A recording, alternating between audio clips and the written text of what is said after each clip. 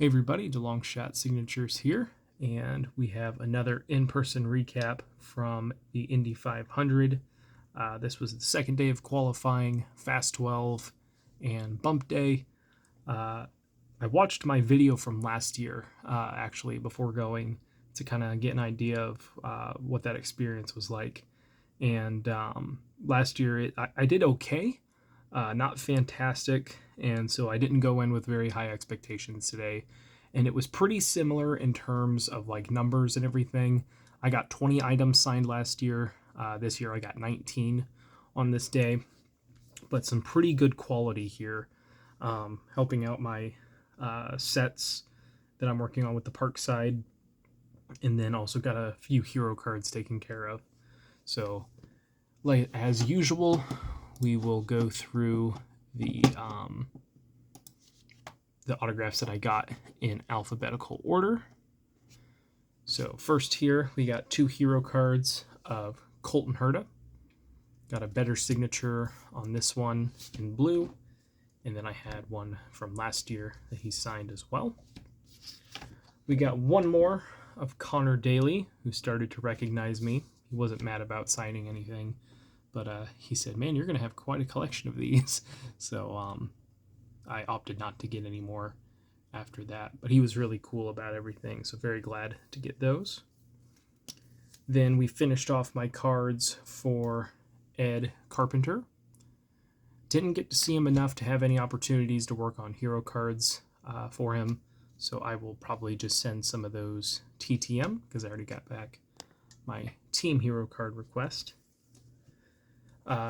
One big surprise today, I was not only able to finish off my trading cards for this guy, but I also got a bonus autograph because I caught him later, and I had a hero card that I received from Team Penske this year that came in unsigned. So we got 4 total autographs of Joseph Newgarden. So I just had his 3 horizontal cards left to go. He signed all 3 of those. It was a little bit surprising that I was even able to get him. As soon as I got there, I started waiting outside his pit. People said that they had seen him in there. And then I walked around for quite a bit.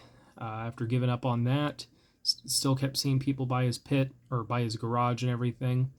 And then I was hanging out with my buddy Tyler, and he mentioned, hey, Joseph Newgarden's over there signing. I'm like, you've got to be kidding me. So I ran over there. Missed him then. He said he had to, go because it was almost time for his qualifying.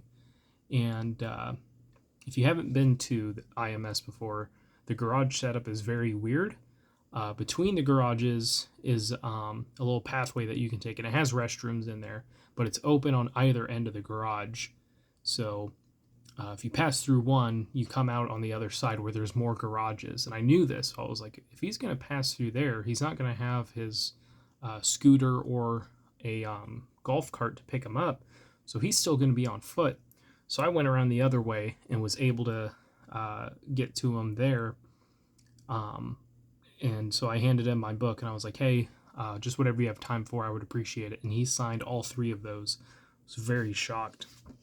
And then waiting in Gasoline Alley, I saw him slip through, and I was also able to add this hero card, which kind of got dark spotted because it's blue on blue, but I'm not going to complain about an autograph. Very happy with that. The last autograph that I got on the day was an old Kyle Kirkwood hero card. This was after the top 12 qualifying. I think he ended up missing out on the Fast 6, and there were a few drivers, even those who weren't qualifying, that were hanging out in pit lane, and so he was one guy that was there. He did accidentally make this little blue mark at the bottom of the hero card, but I'm fine with that. This was the last rookie year hero card that I had of his, so I wanted to get that signed. Another big surprise today, pretty similar to Joseph Newgarden. Stood outside the suite for this guy a couple times. Didn't get him then, kept hearing people like, oh, he just left, oh, he just signed and left, and this and that. And I normally just walk around the garages to test my luck. I don't try and spend too much time on any one driver, because then you get opportunities like this where you can just walk up as they're signing and getting them while also getting other drivers while everyone else is waiting. So I got 3 signed cards of the double man, Kyle Larson. It was a similar deal to New Garden, where once I got up to him, I was like, "Hey, Kyle, just whatever you have time for, I'm cool with." And he grabbed the book and signed all 3. Didn't seem like he had any problem with that. I don't have very many Kyle Larson base cards left. I got a whole bunch of them signed through the mail through prior years. I think he stopped signing around 2020 TTM, and I haven't been collecting in full the Don Russ sets. And usually if I do order more cards, it's of guys who signed through the mail, so I haven't been ordering any Kyle Larson cards in some time. So I think I have just 1 left. I don't need it signed. It's not the end of the world.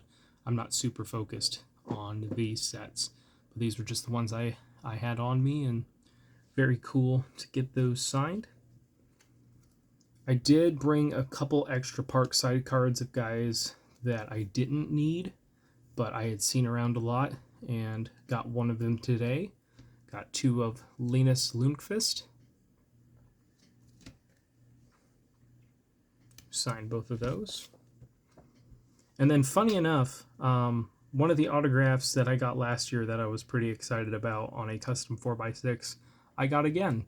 So I got another custom signed by Rico Abreu, who's a former NASCAR Truck Series driver. He's got to be friends with Chip Ganassi or someone on the race team there, because he's always hanging out by their pit. Then we got a hero card from this year signed by Ryan Hunter-Reay. So I think I have 2 of those now. And lastly, the last one we got for the day, I had signed the generic logo cards that were in the Parkside set. I'd already gotten one signed by Mario Andretti, but I just taped a few others in case I got any other drivers that I didn't have any trading cards for or any hero cards for. And this guy would end up winning the poll. So I got 2 of these signed by Scott McLaughlin. Not the greatest Sharpie there. Of course, anyone who does in-person graphing knows that the silver Sharpie works at home. It works when you test it, but it will not work once it touches the athlete's hand. I don't know what it is. But still, the signatures are good enough to come out, and I get to count one of those towards the base set. So I ended up leaving early from the track. If you can't tell, I am very tired right now. I'm having a hard time even speaking. I'm so tired. But also, it was insanely hot there. It was over 90 degrees, almost full-blown, scorching sun nearly the entire time. There was a little bit of shade, and spent some time with my buddy Matt and his grandpa watching the qualifications, where we just sat there and roasted it. And I've got to work tomorrow. I don't want to go in completely burnt.